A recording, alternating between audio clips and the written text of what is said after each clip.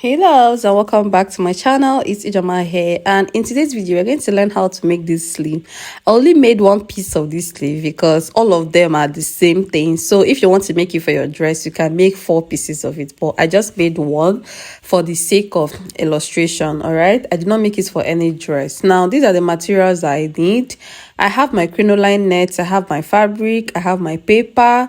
If you want to add more structure to this, you can as well add bone to it. Yes, you can add bone to this, but only crinoline net can do the job for you also if you are using a light fabric. Now, the first thing that we are going to do is to measure out the paper that we are going to need. Now, it depends on how wide you want to make this, but if you want to make it exactly the way it is in the picture, in the inspiration, this is the measurement you will use.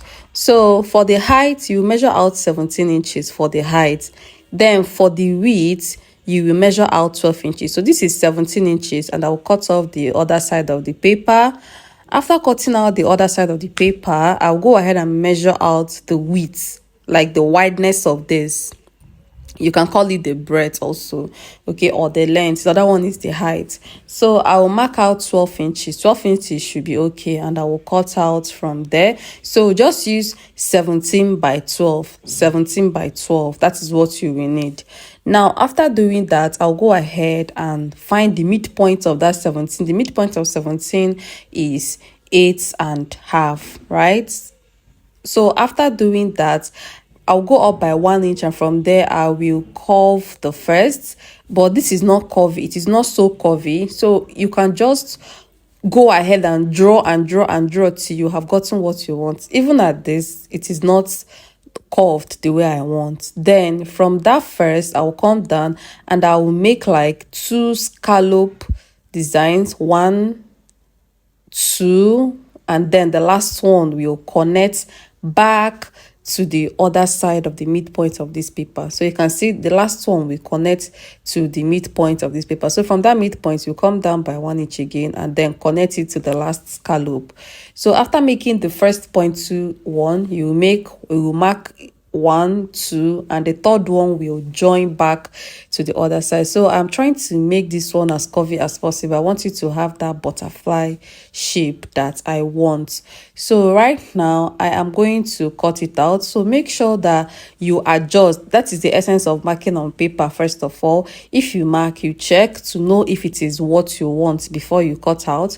So this particular end is somehow wide for me, so I will take my hand inside. You can see that I cut it off a little before I started cutting out the scallop area. Yeah, so go ahead and adjust it until it looks like what you have in your picture. Okay, so right now I am cutting out. After cutting this out, I'll go ahead and cut it on my fabric. Now, after cutting out on the fabric, I will cut out 2 pieces of crinoline net. Only 1 piece of crinoline net may not hold it the way I want. So after cutting it out on the fabric, I'll go ahead and cut out 2 pieces of crinoline net. That is what will carry it so well. So I am still trying to like curve it very well, and I am satisfied with what I have right now. The next thing is to cut out on my fabric, and I'm cutting on fold. There is no point using lining for this. Your main fabric should also be your lining.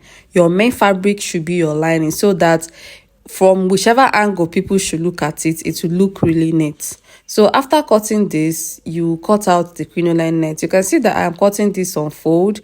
So if you are cutting for 2 sleeves, that means you cut a total of 8 pieces. A total of 8 pieces, because 1 piece will carry 2, the other back piece 2, the other side front piece 2, the other back piece 2. So you cut out a total of 8 if you're making it for 2 sleeves. But for this one, I'm just making only the front part of 1 sleeve. So this is my crinoline net, and I will fold it.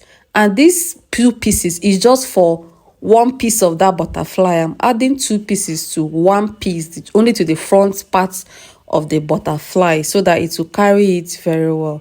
So after doing that, you place your fabric on top and you go ahead and cut. So if you are cutting, you can as well add extra half an inch to this crinoline net, so that it will not shorten when you are done turning. It is even better to have extra crinoline net. At the end of the day, you can cut it down than to have it small. Okay, so right now I'll go ahead and cut. After cutting, I'll pin everything together. I don't want to add hemming gum to this so that it will not have puffs.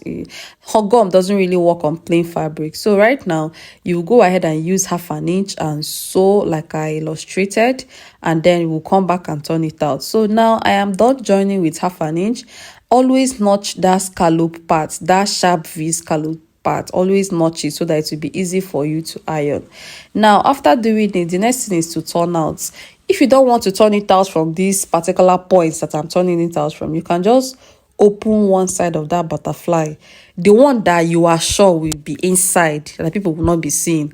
You will cut it open from there and turn it out from there so that it will not be too difficult for you. But if you want to turn it out from this point, from this opening that I turned out from, fine, but it really stressed me. But this fabric that I'm using is stretchy, that's why I was able to turn it. But if you cannot turn it from this particular point, just open one side of that butterfly, the one that will be inside, open it up and turn it out. So after turning this, I'll go ahead and iron. And that's all for this tutorial. Yes, that is all. So if you're making for 2 sleeves, you sew 4 of these.